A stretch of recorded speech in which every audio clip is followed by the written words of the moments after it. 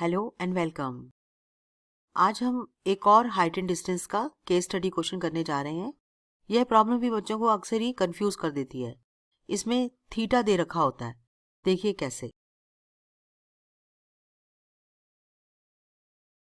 The angle of elevation theta of A vertical tower from A point on the ground is such that it's tangent is 5 divided by 12.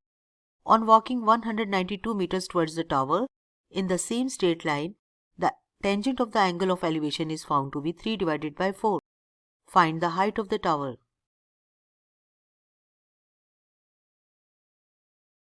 पहले तो ये देखिए, ये tower है। Let us call this tower as AB. This is the height of the tower और हमसे यही मांगी जा रही है। देखिए हाइट ऑफ द टावर, तो हम इसे H ले लेते हैं।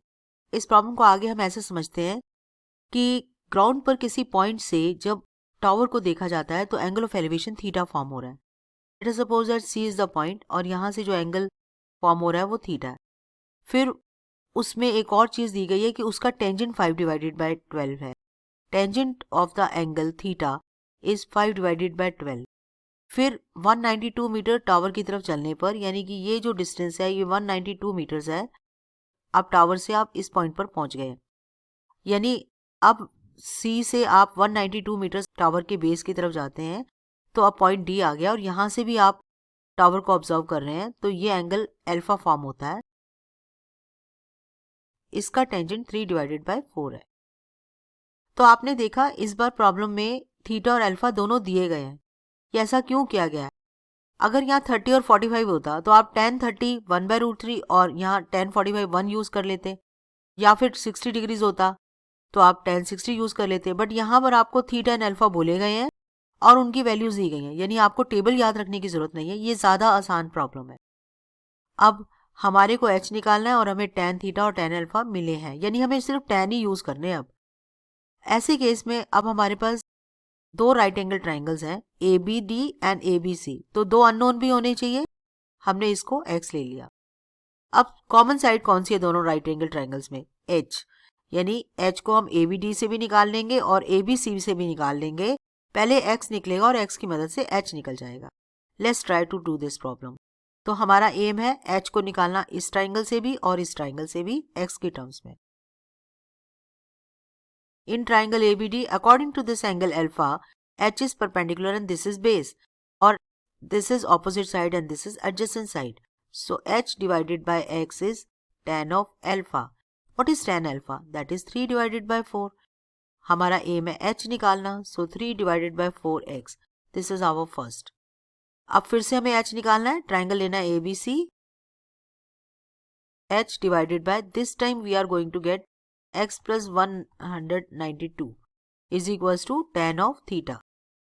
देखिए according to this angle theta, आप इसे भूल जाइए साइड को, आप थीटा से देखिए और इस बड़े ट्रायंगल में देखिए। ये ऑपोजिट और ये एडजेसेंट साइड हो गई, तो ये h हो गया और ये x plus 192 हो गया। So this is equal to tan theta, but tan theta तो नोन है, दैट इज 5 divided by 12 और हमारा एम है h निकालना। तो हमारे पास आया h x plus 192 is equals to 5 divided by 12 और h is 5 divided by 12 times x plus 192. This is second. अब जैसा कि हमने कहा था, हम दोनों तरफ से h को इक्वेट कर देंगे या फिर आप इस h की वैल्यू यहाँ पुट कर दीजिए। आप जिस तरह से भी अपनी स्ट्रेटेजी बनाएं।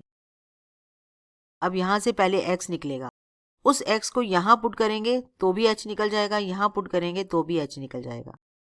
अब देखिए ये कैसे होगा, 3/4 times 12 x is equals to 5 times x plus 192.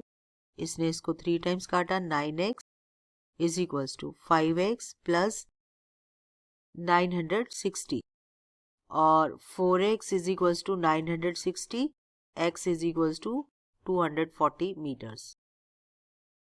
अब x आ चुका है 240 meters. h क्या था?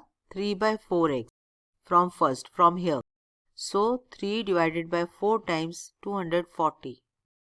इसने इसको 60 टाइम्स काट दिया, 180 meters. And this is the answer. So height is 180 meters. So height of the tower is 180 meters. सो ये एक डिफरेंट प्रॉब्लम थी जिसमें एंगल देने का तरीका बिल्कुल अलग था।